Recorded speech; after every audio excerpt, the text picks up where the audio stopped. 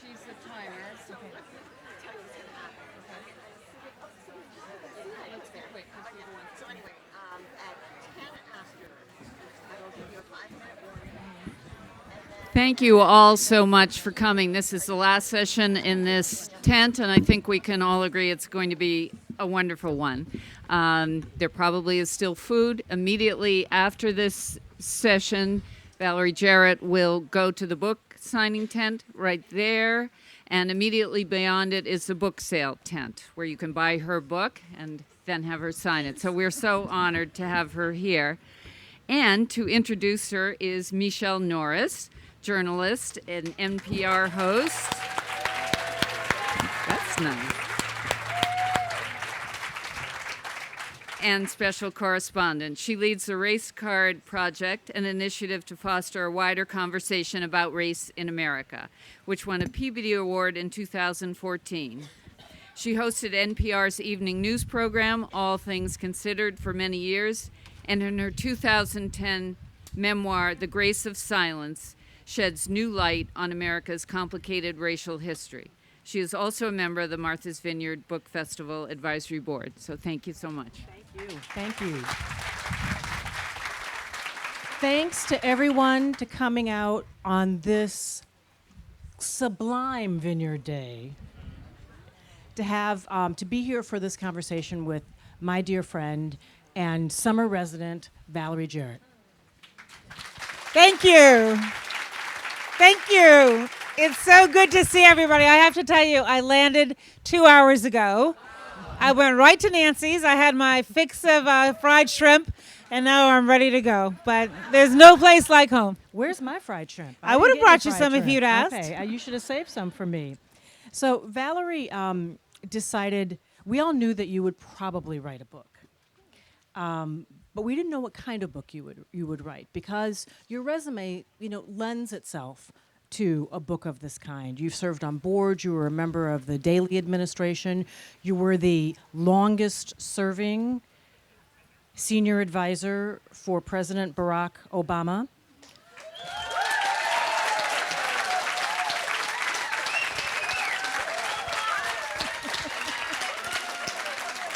I love you guys. And today's his birthday. Yes. So happy birthday. Before we leave, we should sing happy birthday loud enough for him to hear wherever he is on the island.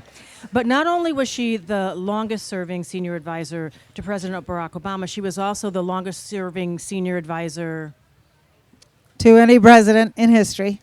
to any president Which I in find history. unbelievable. Like, why would you leave a day before the last day, right? I left after the Obamas left, when Secret Service finally said, girl, you got to get out of here.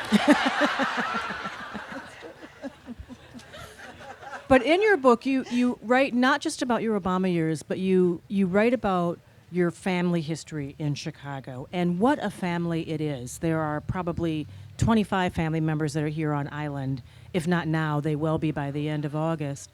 And it's a family that's very tight, a family that's very accomplished, and a family of very strong women who were very ambitious at a time where it was, I'm not going to say unusual, but kind of bawdy to do that, because the world didn't expect that of women then. So as a young child growing up among so many accomplished women who had used their voices, not just to lift themselves up, but to lift other people up, what was expected of you? What did you think the world expected of you as a young woman? Well, that's an interesting question. So a little bit about my family. So Barbara and Jimmy Bowman, my parents, are responsible for what you see today. They gave me unconditional love. They gave me a safety net of support, the sense of infinite possibilities, but also the sense that whatever I tried to do, if it didn't work out, they'd catch me. And that the expectations were high, not in terms of who I would be, but what I would do, in that whatever you do, their theory was, you have to just be excellent at it. And they never cared, really, what I did in terms of a career. They just said, work hard, work twice as hard as everybody else, and shoot high, and if it doesn't work out, you'll be fine. And there was this sense of resilience, I think, that was built into me.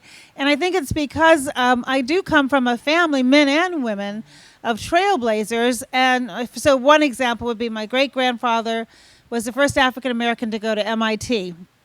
And that in and of itself is a little remarkable, right? But what really makes it remarkable for me is that his father was born a slave in Wilmington, North Carolina. And he was freed after the Civil War, and he became a carpenter. And he saved enough money and had the foresight and appreciation of education being the path to prosperity to send his son to MIT. And I used to often think about what must that have been like for the son to say goodbye to his father, go north, not far from here, and be the first. And the sense of being a first and being a trailblazer is something that each of my family members has done in a variety of different ways. And so I think that in a sense makes it easier to dream and big and believe that anything is possible because we're used to breaking new ground. And my mom really did work at a time when most of the women in her generation didn't. In fact, my mother, who will be here in 2 weeks, is turning 91 in October, right? And she still works full time.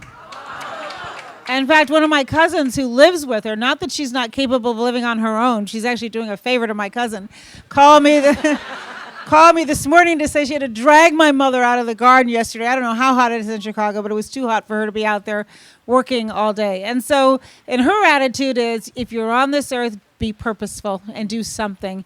And she still teaches graduate school. She still drives, too, which I really wish she wouldn't do. Watch out when she hits the island.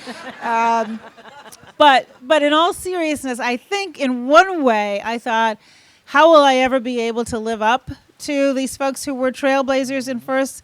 And on another way, they just instilled me the sense that just do something purposeful with your life. And if you are trying really hard, then whether you get the A+ or a title or whatever, it doesn't matter. It matters that you gave it your best. You know, there's a stamp that was issued After my great-grandfather, yes. Robert Rochon Taylor. Yeah. And at the unveiling of the stamp, which is a big deal. If you've never been to one of those ceremonies, it's actually worth attending. You learn quite a bit about the background and the history and the artist that actually does the rendering. And I was fortunate enough to be there for the U.S. Postal Service unveiling. And I remember specifically there was a moment where they were talking about his history, and you were looking up at the ceiling. You were just sitting there and you were going like this. You were looking up. Do you remember that? Do you remember what was going through your mind then? And just the leap in history from... Well, so in our family, we knew my great-grandfather did something that seemed unusual, but I think, as is the case for many African Americans, we didn't really think that anybody else thought it was all that special. And so my grandmother, she had all these photographs on the wall of her home, and she would tell me the stories behind each and every one of them. And I took pride in it, but I wasn't sure that anybody else would appreciate it, let alone that the federal government would consider my great-grandfather worthy of the stamp. And he went on to be the first African-American architect in the country. He designed almost all the buildings on the campus of Tuskegee University, then Tuskegee Institute, and he lived there most of his career. And he also designed a bunch of the schools that Julius Rosenwald, who founded Sears and Roebuck, created 5,000 schools he created across the South. And it was his contribution to the education of African-American students all over our country. And Julius Rosenwald is somebody else who doesn't, I don't think, get the kind of recognition he should. But he and my great-grandfather paired up. So I think sitting there that day and seeing my entire family from all over the country who showed up for the ceremony was a very special moment, to say the very least. And it was just wonderful to be surrounded by family and dear friends who also showed up to pay tribute to his contribution. So when you left Chicago, you studied at Stanford. You went all the way across the country. And then you came back east. You jogged halfway across the country for law school. You went to the University of Michigan. And you write in your book, quite honestly, as does Michelle Obama in her book, Becoming, about going to law school, working hard, marching across stage, getting that degree, and then realizing, I don't really like the law that much.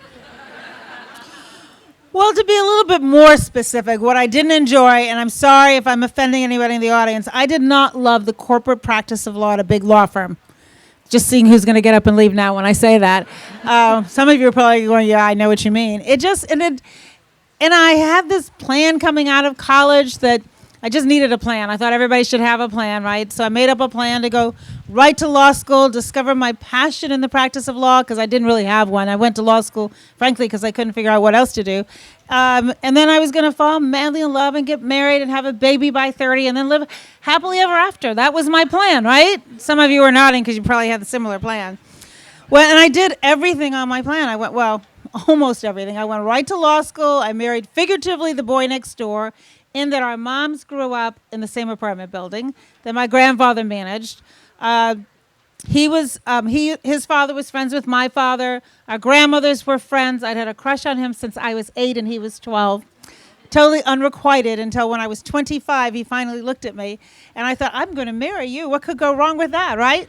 Oh, so much could go wrong with that. I did have my daughter just shy of my 29th birthday, and I should mention, as of 3 weeks ago yesterday, I am now a grandmother.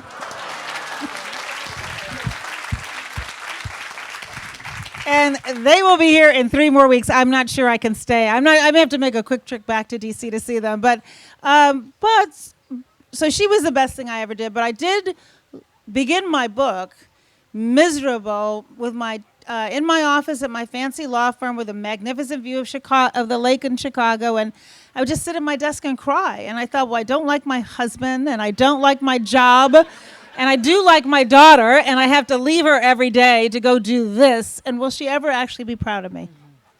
And so I attribute Laura with really motivating me to listen for the first time, perhaps in my life, to the most important voice, and that's the quiet one inside. And it said, run. And I had a very dear run out of there, at least. And so I had a very dear friend who worked for Mayor Harold Washington, first black mayor of Chicago. And he said, look, you love Mayor Washington. You were a volunteer on his campaign, knocking on doors and getting people to turn out to vote. Why don't you think about public service? You'll be a part of something bigger than yourself. And there was something about that bigger than yourself that resonated with me. And so I took this incredible leap of faith, and I walked away from the fancy office and the big salary and all the trappings of a law firm, and I became in-house counsel. And I say that because I really loved being a lawyer for the city, because my clients were the citizens of Chicago.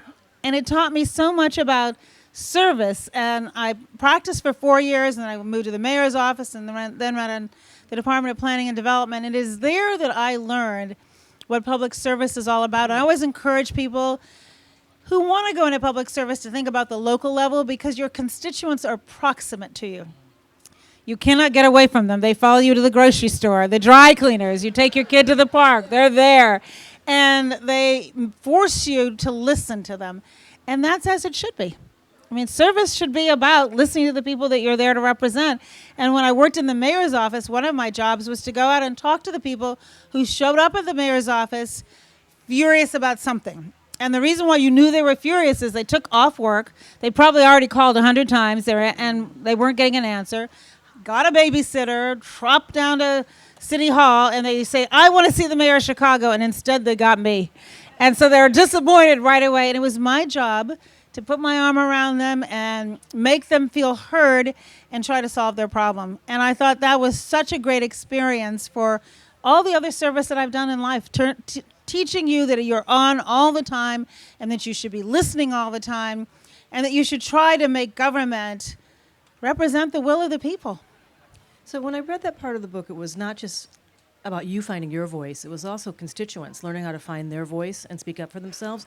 And I couldn't help but wonder about your constituents in Chicago and also, Americans in the country who aren't the ones that show up, who aren't the ones that wave signs, who aren't the ones that make 100 calls, who sit quietly and throw socks at the television at night, or as bricks. many people are doing right Sometimes now. bricks. And don't speak up. How do you make sure that they're represented and that their views that's and their a very voices are good heard question. also? So you have to try to meet people where they are. And when I worked in local government, we spent a lot of time out in the community, hosting community meetings, knocking on doors and encouraging people to come. And look, I get it. People are busy and they're thinking, why do I have to force government to do what it should do on its own? But government is only as good as we demand that it be. And what I realized maybe most acutely in Washington, not as much in Chicago, that is if we don't show up, I can assure you who does. Special interest groups show up, lobbyists show up, people who understand that government will bend to the will of whoever's pushing the hardest. And so our job was really trying to encourage people to appreciate the fact that we cared about what they wanted and we were there for them. And it's hard because you have to be willing to earn their trust. And in fact, it's one of the things that I've said to the candidates who are now running in the Democratic Party. And that is, look, campaigns are really hard, and they should be, because you need to understand that nobody's going to give it to you. You have to go out there and earn their trust and respect, because they're putting their lives and the lives of their loved ones in your hands, who is not just the President of the United States, but the mayor of Chicago, the alderman who's on the school board, have a dramatic impact on our daily lives. And people who are trying to get those positions need to appreciate the fact that it should be a bond of trust. And again, I learned all of that at the local level. So when your dear friend and former boss, former President Barack Obama, decided to run for office, it was not an epiphany. I mean, it was really a deliberative process. For president or for his first office? For his, well, really, for president, I was thinking about for president, but even Okay. it was deliberate when he was thinking about running for Senate, and when he was thinking about running to represent his district in Illinois. But really, what I'm asking about is a decision to run for president. He had served in the Senate for a short time. He had moved to Washington. Michele and the girls had stayed back in Chicago. And people were encouraging him to run, eager for him to run. There were signs around Washington, Obama, '08, we're ready, why wait, that were showing up. And I met the guy who was actually placing this all over the city. But he was not sure that he was ready. What role did you play in helping him make that decision and get comfortable and fully embrace the reins and make the decision to run for the highest office in the land? Well, one of the reasons I encouraged him to do it is because it discouraged him from running for the U.S. Senate. And in fact, his wife and I organized a brunch at my home to try to dampen any interest he had in running for the U.S. Senate. And the reason why is he just run for Congress and lost. And so our view was, if you can't win a congressional seat, what makes you think you can win a statewide office?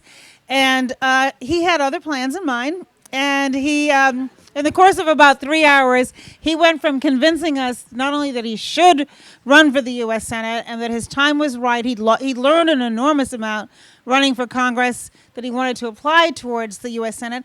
And he said, look, I've been all over this state, and mostly people who represent their districts outside of Chicago or in Chicago rarely go downstate. And he said, I go down there all the time. I'm really curious about farming and agriculture. And I show up, and when I show up in those towns, it's big news because nobody from Chicago shows up. And I sit around the table and I talk to them. I know a lot about this, and I think I could actually represent the state. And I think that they now know me because I've been down there for a couple of years. And he had regularly. strong relationships with And he had reps from downstate. The leader of the Senate was somebody who was prepared to endorse him. So he had all these reasons for why he should run. And I remember I said to him, I'm afraid that you'll lose. And if you lose, your political career will be over. And he said, well, if I'm not afraid, why are you afraid? That's a good point, right? He says, my political career, and I want you all to get on board with this. And so I thought it gave me pause when he said, well, why are you afraid? And I started thinking about the fact that what's the worst thing that happens? You lose, and then he gets to go to that corner office with the fancy view and make a lot of money. It's not that he didn't have a career waiting for him. And so in the end, we were on board. And I remember Michelle Obama said to him, now, if you run and you lose, then all this political stuff is over, right? You'll go get a real job. And he promised her that if he lost, that he would do just that. So she said, okay, I'm for this. Let's get this over with. And didn't turn out that way. So long way of saying, when it came time to him thinking he wanted to run for president, I really thought you could just feel it in the air. It was, long after he'd given this, well, not long after, a couple years after he'd given the speech at the Democratic Convention right here in Boston in 2004.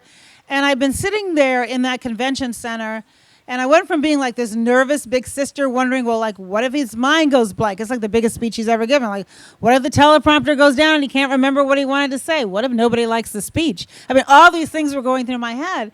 And when I saw the reaction, not just in that room, but around the country and the world, I thought he had something special to offer. And that if he believed in himself, then what would stop him? Now, Michelle Obama, on the other hand, wanted to know the nuts and bolts of, is this practical? What will be the sacrifices that we will have to make on the family? What will it do to our daughters' lives? She was very pragmatic. But in the end, she thought this was his time, too. And so it was easy to get on board. And frankly, once she was on board, there was no stopping him. But I will say a funny story, and this says something back to your earlier point about my parents. So my parents thought this was maybe the most ridiculous thing in the world, that there was no way in their lifetime our country would ever elect an African American. And my mom grew up in Chicago during Jim Crow. My dad, D.C., the same thing. They both had experienced more than their fair share of discrimination, and they just didn't think our country was ready for this. And so when he was campaigning, and I started spending more and more time away from Chicago and away from my day job, my parents were getting worried, and they like, it's fun that you support your friend, but you need to get back to work, girl. And when he lost New Hampshire, and I was just looking at his speech from New Hampshire, I don't know why, but it was a really good speech. And when he lost New Hampshire, my mother said, oh, honey, don't worry, next time it'll work out. And I said, you don't know Michelle Obama. There's not going to be a next time if we don't make this work this time. So fast forward, the weekend after he won, he and Mrs. Obama were on 60 Minutes. And you could just feel the love between the two of them. And it reminded me of the first time I'd met them in 1991, before they were even married, and this chemistry that they had and this sense of hopefulness in the air. And I watched it with my parents. And my dad was very ill at the time. And in fact, he was in rehab. So we watched it together in his room. And it was so magical. And at the end of the interview, my mom looked at me and she said, how did you know that he could win? Not necessarily that he would, but even that he could win. Why did you believe so strongly that this could happen?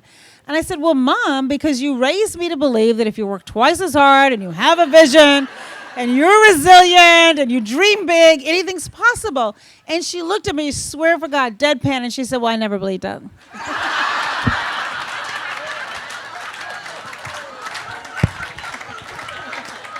And then my father, he pipes up, yeah, me either. And it was the first time I realized, it was really, I was shocked. And it was the first time I realized that my parents had given me this incredible gift by raising me aspirationally, not shackled by their reality, but free to discover my own. And what a wonderful gift that was for me. Yes, and that was something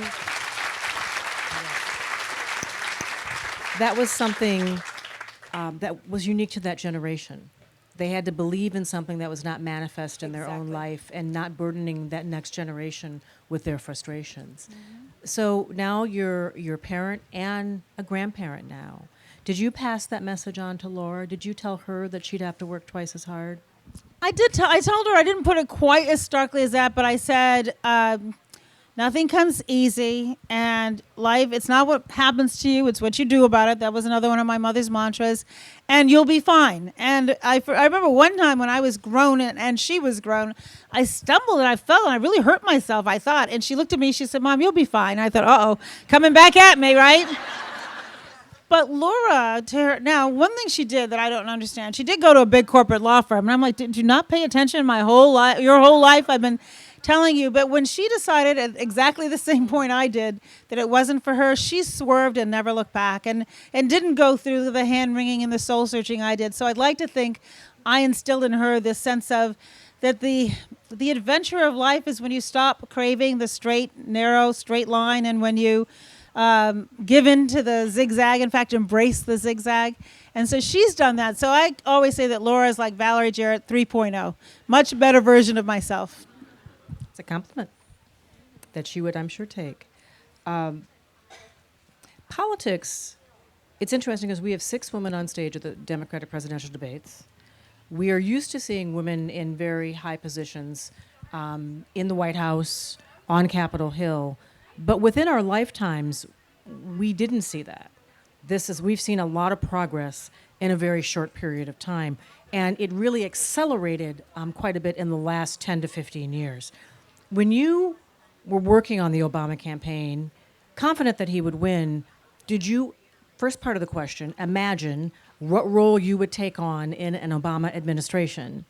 And did you imagine what life would be like as a woman working in the White House? Did you fully understand? No, what none you of would that. face? No. I think, and you know this because you were right there. When we were working on the campaign, we were just working straight out. And I never really gave much thought at all because I had a life in Chicago. I had a really good life in Chicago. My family was there. And it frankly, at one point I thought, well, maybe I'd like to be the ambassador to France. And I don't think Jane Hartley is here. She was our ambassador who spends a lot of time on the island. And I remember teasing him and thinking, I said, you're going to make a lot of new friends. But just remember that if in fact I do want to be the ambassador to France, that you should let me do that. And then as it got closer to the election, a good friend of mine said to me, if he wins, you are not going to want to be all the way over there in France. You can go to France anytime. You can go visit the ambassador, which I did do. You're going to want to be right there. And I thought, as you know, Michele, that I considered throwing my hat in the ring to take his place in the Senate. And my family all thought I should do that. My friends all thought I should do that.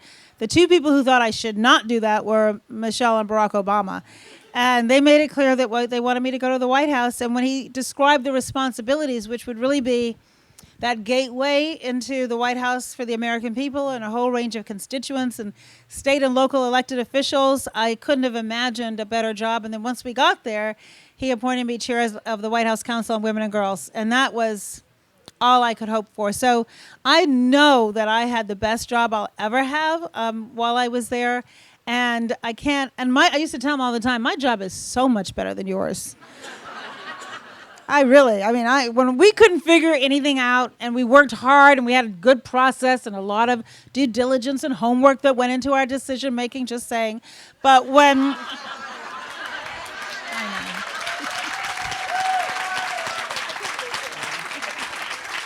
All right, that's as far as I'll go, but enough said. But when we really, really were stumped, we would go, here you go, President Obama. And he used to say, when are you going to give me the easy things? And we'd say, oh, no, we made those decisions. We just give you the stuff that's really hard. Look, the hardest thing in all seriousness that a president can do is to put our men and women in harm's way. And those are the decisions that he would anguish over, as well he should. And I remember when he decided to send more troops to Afghanistan, and this is a president who had opposed the Iraq War, and when he was convinced after a lengthy debate with his military that he should add people to Afghanistan, where did he announce it? At West Point. And I remember sitting in the audience with these young cadets looking up at him, hanging on his every word as their commander-in-chief, and he wanted to look right into the eyes of the people who had the most to lose by his decision. And so it's a hard job. It's a very hard job. Mine was magical. What did you learn about the limits, not just the possibilities, but also the limits to political power when you were working in the White House?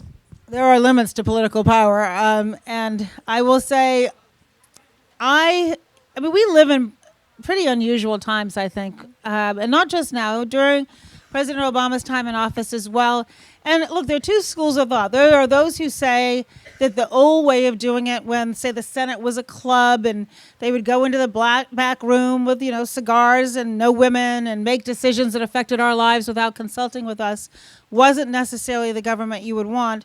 But I also don't think that it was good for us to have people just decide to say no, just like walk in the door and the answer is no. And people used to say to us, well, if he would just schmooze them more. Let me tell you, no amount of schmoozing in the world was going to change the political calculus that I think that was made beginning on his first day in office to just say no. And it made it very difficult to do even policies that had been bipartisan in the past, like the Affordable Care Act was modeled after the law that you have here in Massachusetts that was passed under Governor Romney, a Republican, I might add, with a bipartisan support. And so we thought, well, if we do something modeled after that, why certainly a Republican or 2 or 5 or 15 or 20 or 30 will vote for it. And I think, unfortunately, we've gotten to the point where people are so afraid to come to the table even for fear that they will be primaried on the left or the right. And that's why I believe in mandatory voting. Anybody else agree with me? Oh, I knew it. I knew it. Everybody, when I first started saying this, said, oh, it's impossible. It may be impossible, but I think it's the right thing to do for 2 reasons. One, it would force civic engagement. And if you knew you had to vote, and let's say you were only going to be fined $25, I'm not saying something exorbitant, but if you knew that that was just a part of your responsibility and it's kind of in the culture, then you would probably do it. And I think that would be good because more voices would be represented. So, for example, 43% of eligible voters did not vote in the last presidential election. That's not actually a democracy when that many people sit on the sidelines for a whole range of reasons. But the other reason why I think it's important, and I got this from somebody in Australia where they have mandatory voting, is that the country really is like a bell curve. And the money and the energy tends to be on either extreme. But most people are somewhere in the middle. And if politicians knew that and they had to appeal to the majority, I think it would give them permission to compromise. And I always believed, and it's interesting, there's this whole, the press is now absorbed with progressive or pragmatism. That's it. Well, why can't you be both? Why can't you both have bold, big, visionary ideas, but realize that you can't let perfect be the enemy of the good? And to all the people who said, well, President Obama, why did you do the Affordable Care Act? Why didn't you do the public option? That was what was very popular among much of our constituents at the time. And yeah, he could have held out for the public option back then, but then you know what? 20 million people wouldn't have health care, and we wouldn't all be protected if we have pre-existing conditions. And so that's kind of my point. You have to just move the ball down as much as you can, but it would be a lot easier if everybody had that vision and that they woke up every morning thinking about what I thought about in the mayor's office, which is how can I help you, the American people, as opposed to how can I help me, the politician.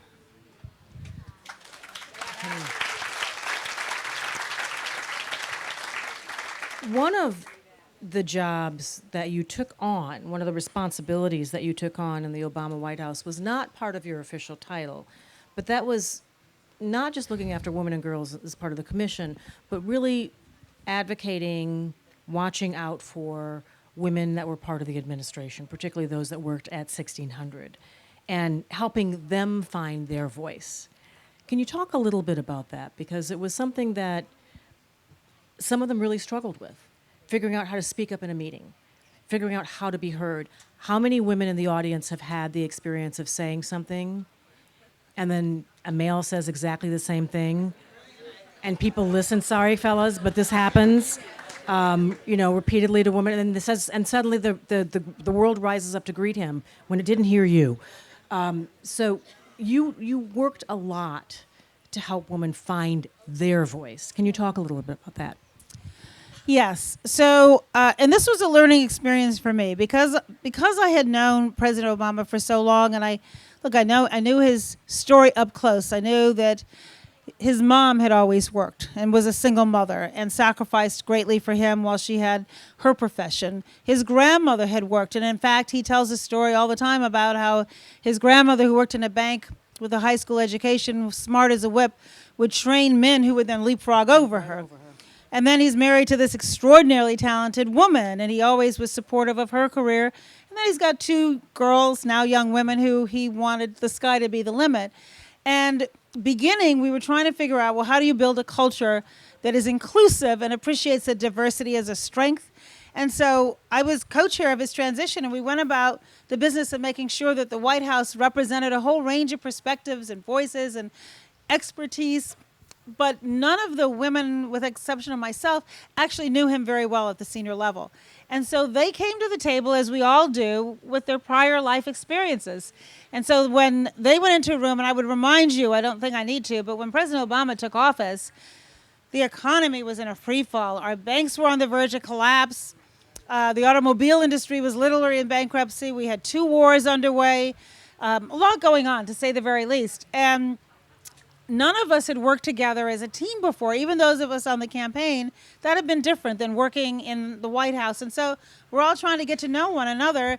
And let's face it, as often happens when tensions are high because of the substance of what we were dealing with, men's voices tend to get higher and women's voices started to shrink. And so I said to him, I've noticed, particularly when you're not in the room, because he's so deliberate in how he empowers people. The people spoke up a little bit more around him, but when he wasn't in the room, the least of what Michele just described about men saying something and everybody listens and women not feeling like they were being heard. And so I tell him this, and he was like, that cannot be, not in my White House. And I was like, well, yeah, it actually is. And so he said, well, let's invite the senior women over for dinner, and I'm going to talk it through, because that's not the culture I want to create here. And so I went to each of the women, about 12 or 15 of us, all running departments, and I said, he's going to ask you about the culture here and what he can do to improve it. So you better tell him the truth. Because if you don't and you just say, oh, Mr. President, everything's just fine, then I'm going to look stupid, and I don't want to look stupid. So we had this dinner, and I remember it was the same night, and I say this in the wake of 2 more mass shootings yesterday, but it was the day of Fort Hood. And so President Obama, because this had happened on our military base, spent the whole day in the Situation Room, and several of the women said, I bet he doesn't come because he's dealing with this horrible, horrible mass shooting. And of course, she showed up right on time. And he spent about 2.5 hours. He spent so long with us that some of the women you could feel they were just nervous, like I'm taking up too much of his time. And he made it clear he had nowhere to go. And he went around and he had everybody speak. And what I remember most is not what they said, because they said what you would have expected. But what he said was this. He said, if you don't speak up, then I don't have the benefit of your ideas and your perspective and your expertise. And I won't make as wise of a decision. And so he said, this isn't actually about you, it's about me. And your job is to make sure I make the best possible decisions. And so I want you to fight not for you and your ego, but for your ideas, knowing it will help me. Well, when you tell a room of women that they're not doing their job because they're not speaking up and he wants them to, it was so empowering. I cannot express to you. And so then at the end of the dinner, he said, look, culture takes time. So give me a little bit of time, but I'm going to work on this, and I'm going to talk to the guys, and we're going to get better at this. But if you find that we're not making progress, tell Valerie, and we'll have another dinner.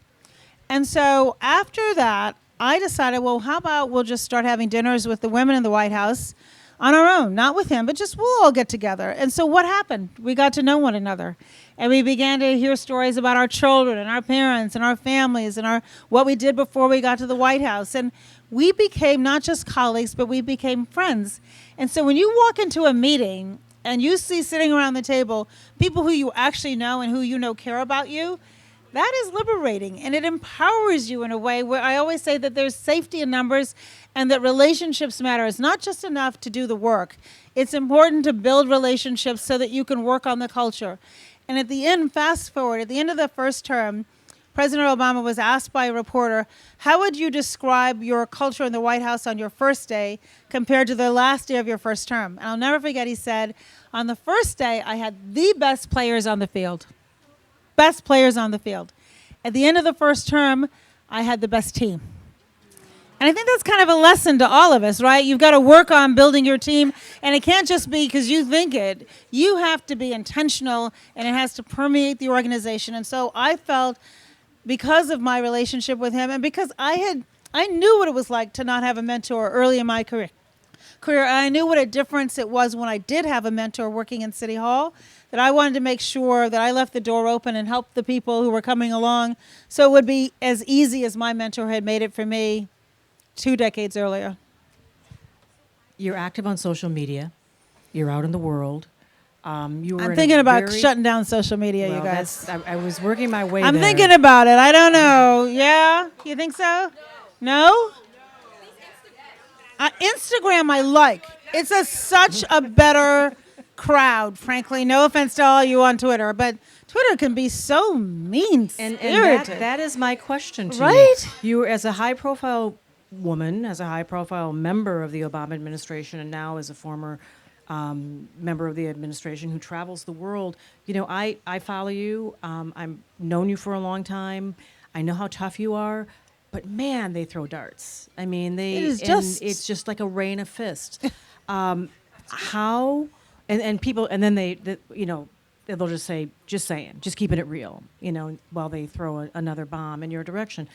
How do you develop a thick skin so that doesn't get inside of you? Yeah, it's and such so a good that question. You continue to go high when people go low. It is right. So I write about this in my book because, first of all, you have to remember what President Obama said to the women in the White House. This isn't about you. You are, when you put yourself in the arena, you know that you're going to become a target. But you have to remember, you have to take the long view and remember why you are in service. And when you get over the fact that this is your personal feelings, but rather what awesome things can you do with the platform, that makes it a little bit easier to do what I call absorbing the pain. And the trick is to absorb it without it making you numb to what people say. Because sometimes, even though people say mean things, they could be right? So you've got to be able to take in what's reasonable, but also not let it paralyze you or cripple you. And I think part of it comes with practice. And I've had a lot of practice at it, beginning, again, working in City Hall, where I would go to community meetings. And the first time you show up in a community and you go, I'm from the government and I'm here to help you, people yell and scream at you. And it's not because of you, but because of their past experiences with government.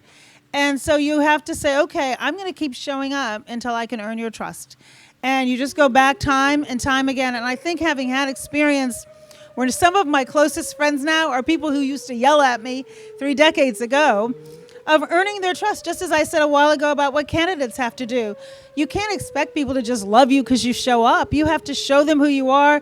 And just as you would in any relationship, they need to test you and kick your tires and lift your hood and see what you're made of.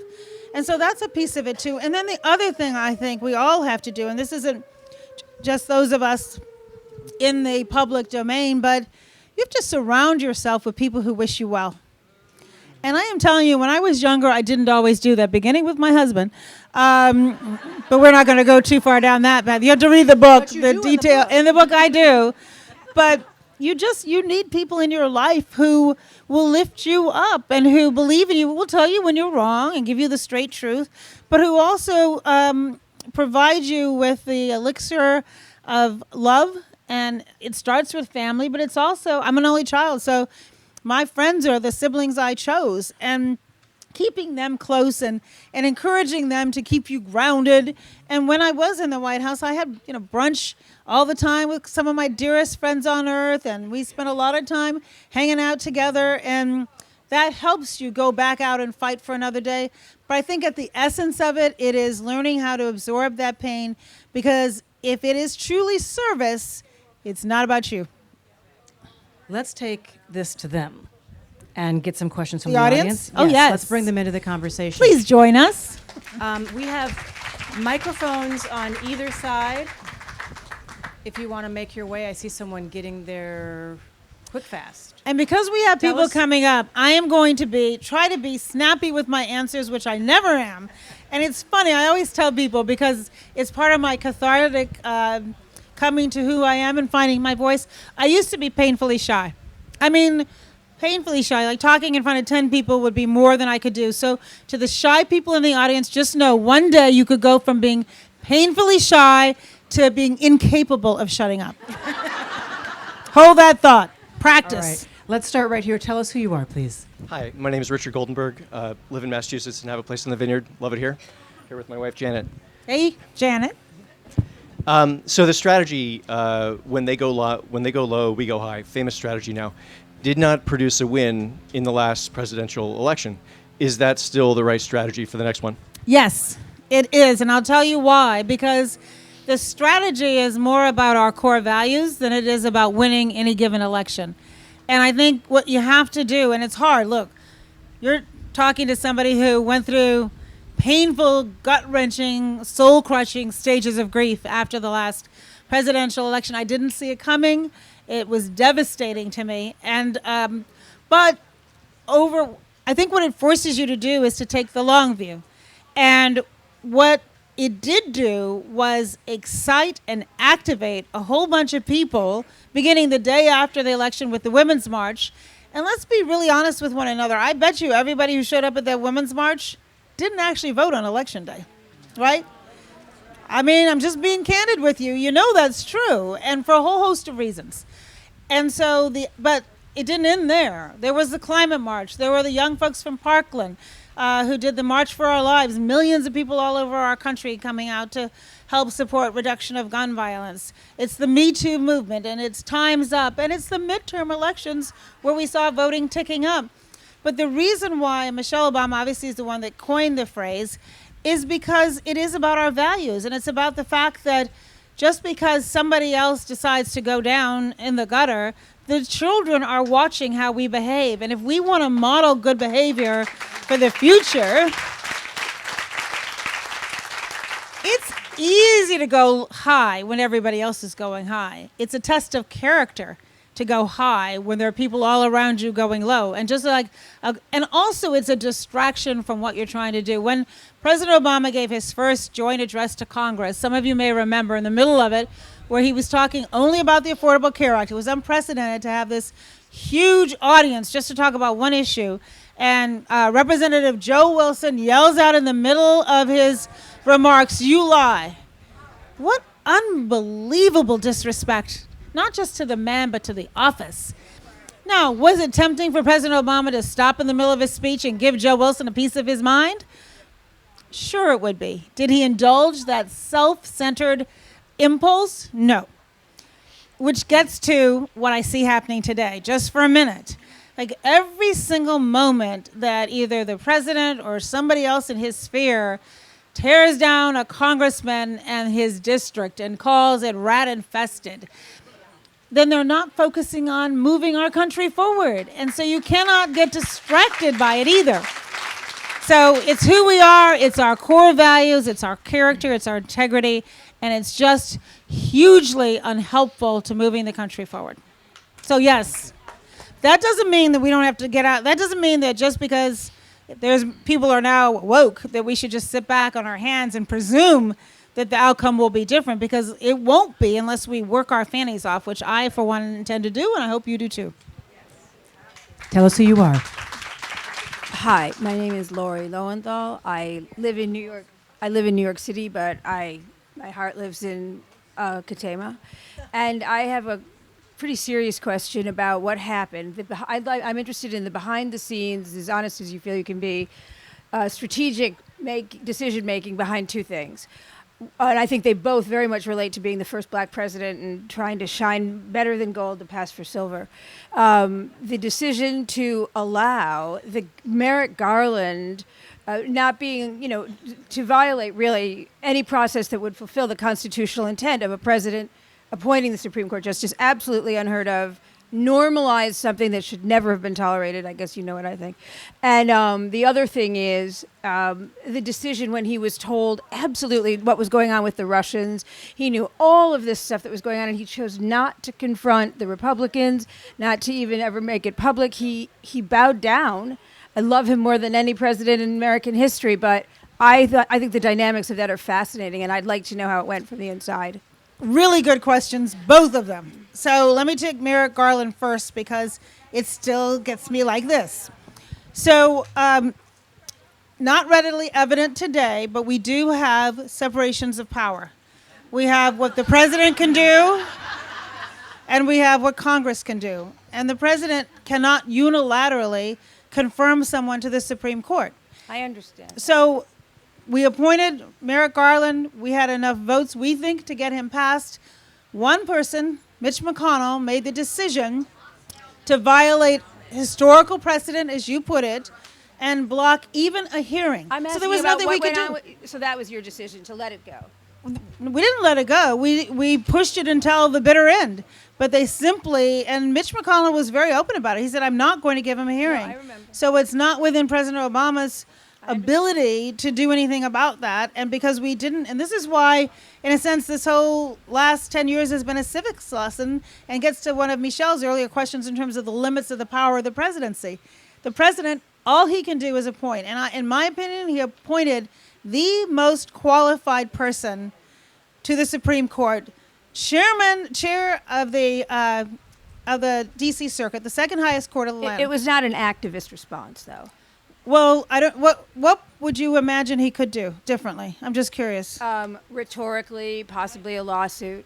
A lawsuit, we would have lost. Absolutely. Rhetorically, well, Absolutely, we would have lost the lawsuit. We couldn't find a single lawyer who would say that the Senate does not have the full power to advise and consent, and that you can't force them to do it. he's brilliant with rhetoric. He could have done something amazing with rhetoric to warn people. Oh, I wish he could have walked on water. All right, that's one.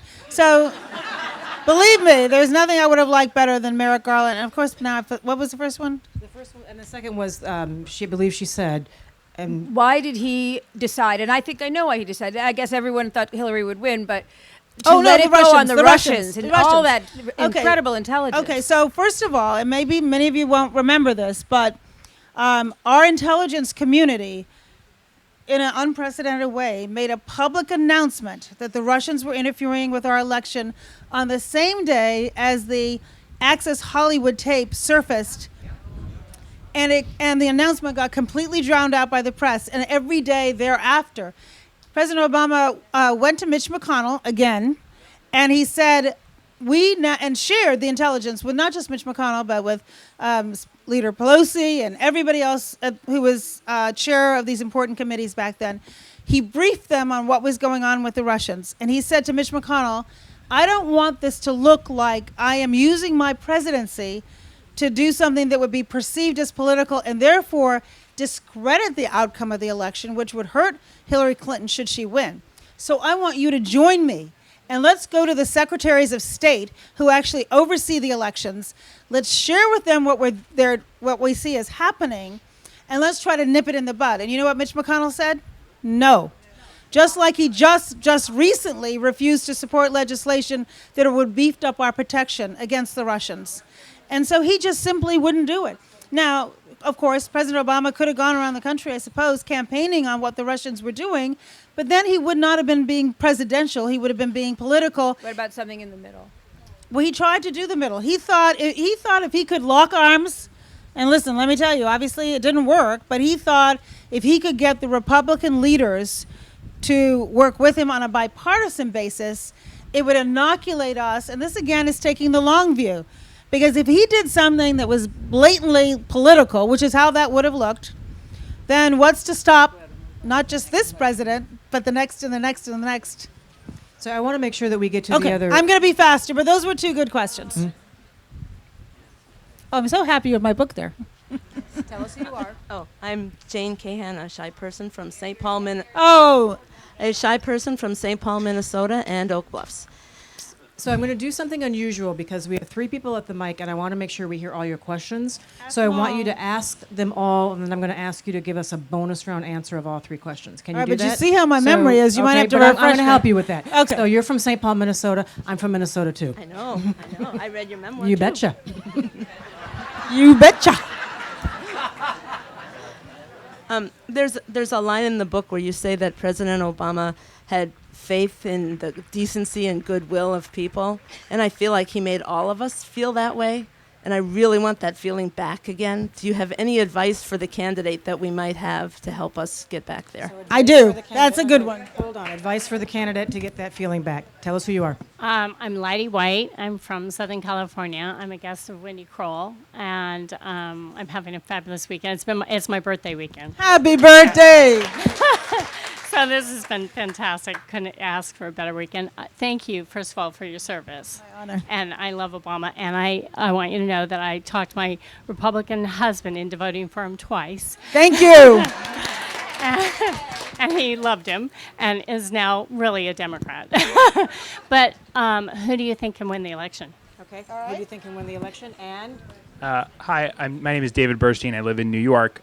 My question for you is about something I think you probably have a lot of appreciation for, which is all the parts of government that are very unsexy in the bureaucracy that make things work. As everybody knows, the Trump administration got a whole bunch of briefing books, which is now widely documented. They never read, they never did anything about.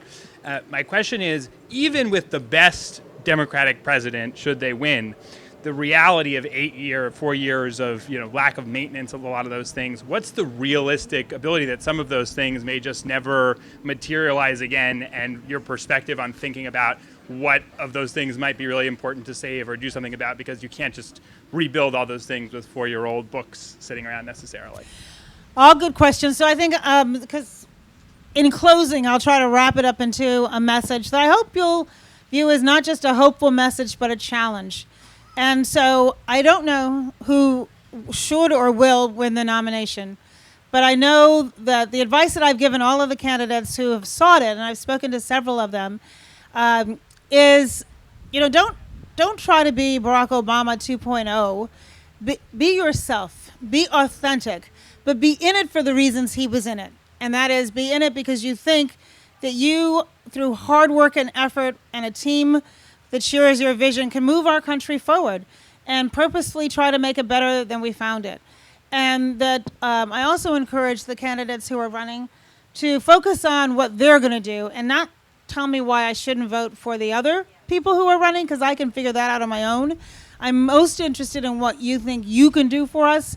And also because everything you say about the other candidates in the Democratic primary, I promise you will be a commercial in the general election. And so why would we give them any ammunition to go on? So they didn't actually follow my advice in the last debate, but that's okay. There's still hope for the future. But it takes this unbelievable strength to be positive. And when President Obama started talking about hope and change, there are, I think, some people who thought, oh, isn't that lovely? It's so easy.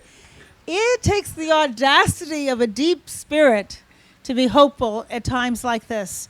And I guess it is most important that we all take that long view and to realize that our country is going through a tumultuous time, and not just because of who the president is. We have telecommunications and social media bringing us closer together, but also tearing us apart. And so many people, and I say this particularly to the young people in the room, that there's no substitute for relationships. And that's part of the theme that you've heard throughout my remarks today. And that we have to learn how to put our devices down and actually listen to one another, listen to those with whom we disagree without being disagreeable.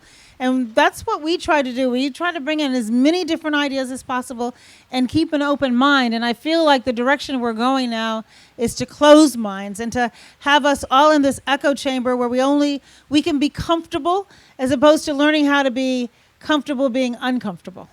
It's so easy to not listen to voices that present a different opinion. And our country is at its absolute best when we are bringing ourselves closer together, not pulling us apart. And I've had the great luxury of traveling over the last, 12, 13 years, but on my book tour, where I spent a lot of time just talking to people. And the people I talk to are the reason why I'm still hopeful. Because even though what you hear a lot up here and in the media is the nastiness and the toxicity, most people are good people. Most people are just trying to have a good family, raise their children, send them off to have a better life, retire with dignity. They care about their neighbors. And unfortunately, the distortion that we're hearing can get into our heart if we let it. And so it is incumbent upon each of us to fight for the goodness, be a role model, resist the temptation to follow the negative down the rabbit hole, and try to bring out the best in us and really view ourselves as our brother's keeper, as our sister's keeper, and recognize that elections have consequences. And it doesn't necessarily mean it defines our country, but it does impact a lot of lives, and usually the lives that are the most vulnerable. And so I think we have a responsibility to not only find our voice, to feel empowered, to use it to be a force for good, but also to help others who don't have a voice have the representation that they need. So we are counting on you, and when we come back in 2021, let's hope that the world is a better place because of your efforts. Valerie Jarrett, thank you very much. And thank you for the fabulous book, Finding My Voice. Thank you both, Michele and Valerie, for being here. And as we said, Valerie Jarrett will be signing her book in the book signing tent right there. It's available for sale in the tent beyond.